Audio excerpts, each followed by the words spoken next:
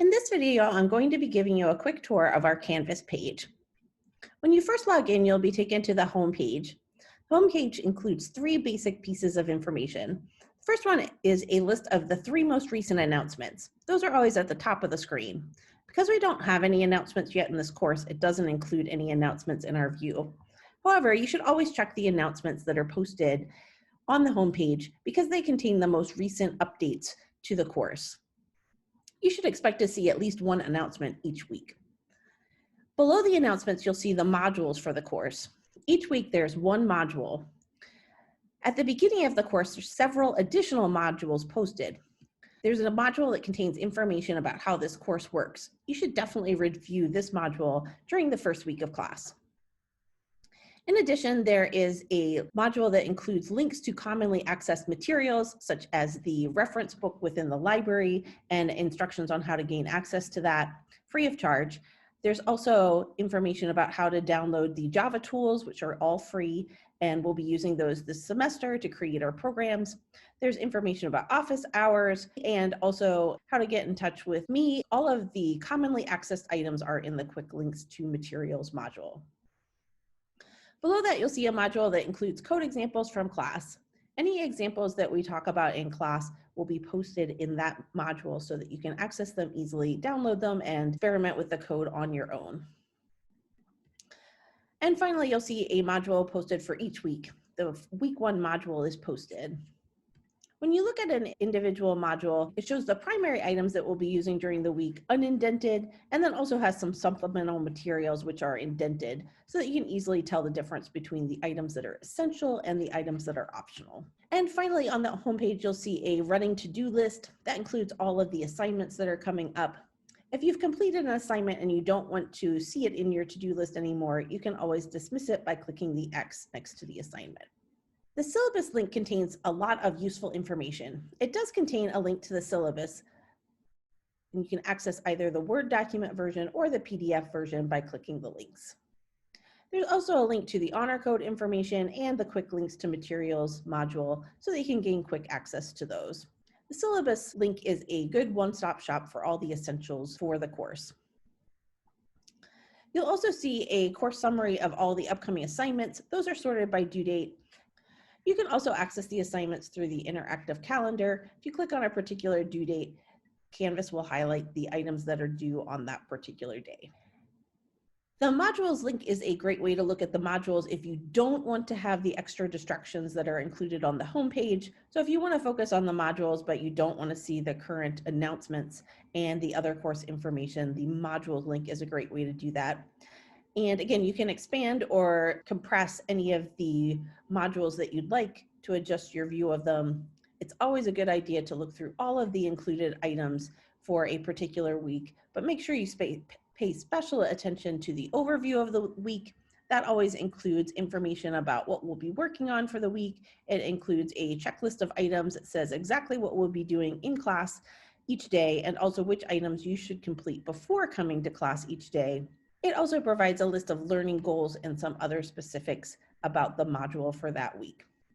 So always make sure you check in with the overview at the beginning of the week. And also pay attention to the items that have a due date listed below them. Those are the items that are due and have points associated with them for the week. You can also view all of the assignments by clicking on the assignment link. You can sort them by due date, or you can sort them by type, whichever one is most convenient for you.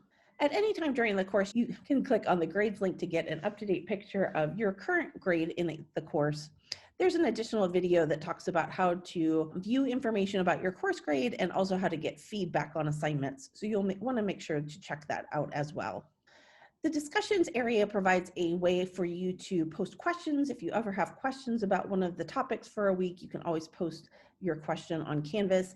That allows everybody else to see the answer as well. So it's a great way to ask a question if you think maybe there's a problem with the instructions for an assignment, or if you had a question about a particular topic and you think other people will have the same question, post it in the discussions area. I'll pop in and try to answer questions in there several times during the week. And you're also able to answer questions. If you know the answer to something, you can post it in the discussions. You don't have to wait for me to respond. Post a reply, you just click where it says reply, and then you can post your response to a particular prompt. So if you have a question about the syllabus or anything about week 1, click reply and then post your question there, and I'll respond in Canvas. There's also a link to the library reading lists. I'm going to skip that for now because when I am in the student view, it won't allow me to access that. I'll unstudent view myself in a few moments, and then I'll show you what that looks like. In my Canvas, I have a people link. I'm not 100% sure whether students have access to that or not.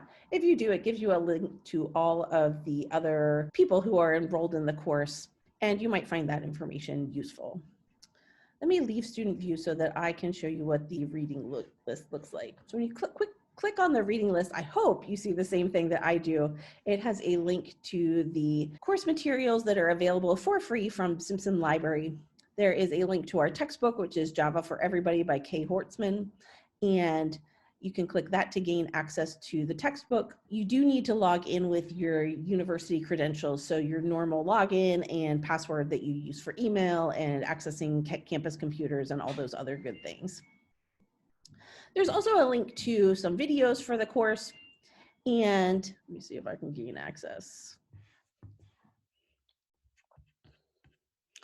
When you try to gain access to the videos for the course, you'll be taken to the O'Reilly website, and you'll need to select your institution. For UMW, click not listed here, click here, because UMW isn't one of the listed universities. Then enter your email, your normal UMW email, and then it'll ask you to create a password for your account. I already have an account set up, so it's not going to let me set up a new account to gain access to the O'Reilly materials. They have lots of awesome stuff about coding on there, and you'll be able to gain access to videos that are supplemental. They're usually not things that you'll be required to watch, but if you ever miss class and want to view more information about a particular topic, or maybe you're having trouble understanding an example or a topic that we talked about in class, then the videos that go along with the textbook could be a supplemental thing to access that might be just the ticket to explain things in a way that makes sense to you. So that's a quick view of our Canvas course. If you have questions or you're having trouble finding anything at any point during the semester, please don't hesitate to send email. I'd be happy to point you in the right direction.